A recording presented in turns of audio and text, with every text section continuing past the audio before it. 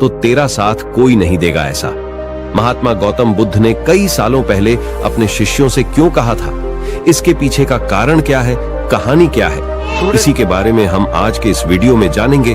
तो बिना देर किए चलिए वीडियो की शुरुआत करते हैं। स्वार्थी यानी कि स्वयं का अर्थ। जो इंसान स्वयं का अर्थ जानना चाहता है, जो खुद को समझना चाहता है, क्या वो इंसान आपकी नजर में गलत है? हम जब भी किसी को स्वार्थी कहते हैं तो उसका मतलब तो यही होता है कि वो आदमी स्वयं का अर्थ समझना चाहता है।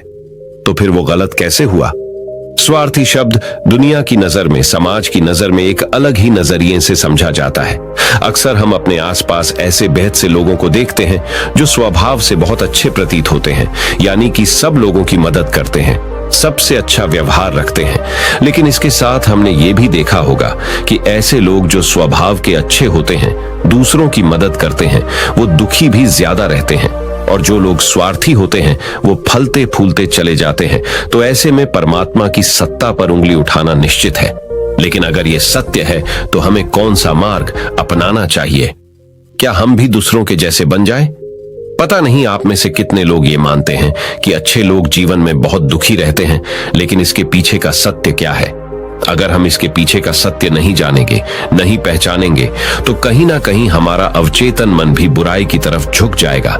इसीलिए अपने मन में ऐसे विचार पनपने से पहले इस बात की पूरी सच्चाई, पूरा निष्कर्ष निकाल लें, ताकि भविष्य में आपको अपने अच्छे होने पे पश्चाताप ना हो, दुख ना हो।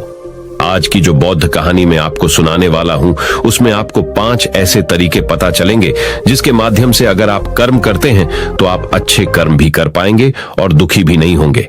एक गांव में आनंद नाम का एक युवक रहता था। उसका भरा पूरा परिवार था। उसके 2 बच्चे थे, उसकी पत्नी थी, लेकिन उसके माता पिता इस दुनिया से चल बसे थे। इसीलिए पूरे परिवार की जिम्मेदारी उसी के कंधों पर थी। बच्चे अपनी पढ़ाई करते थे और उसकी पत्नी अपने घर गृहस्थी के कामों के साथ गाय, भैंस, बकरी इत्यादि का दूध बेचकर अपना घर चलाती थी और आनंद पहाड़ में पत्थर तोड़ने का काम करता था। बहुत ही मेहनत भरा काम था। पूरे दिन काम करता तो रात को थक कर घर पर वापस लौटता। लेकिन इतनी मेहनत करने के बाद भी अगर आनंद को गांव का कोई भी आदमी मदद के लिए बुलाता तो आनंद कभी भी मना नहीं करता था। उसके जीवन का एक ही सिद्धांत था, अगर मैं दूसरों की मदद करूंगा तो परमात्मा मेरा साथ देंगे, परमात्मा मेरे साथ कुछ बुरा नहीं होने देंगे। आनंद अपने इस सिद्धांत का पालन बहुत ही कड़ाई के साथ करता था।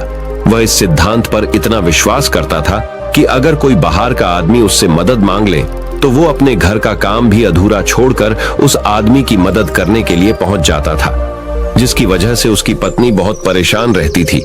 वो अक्सर आनंद को समझाने की कोशिश करती थी कि सबसे पहले अपना काम, अपने परिवार को देखो। 2-2 बच्चे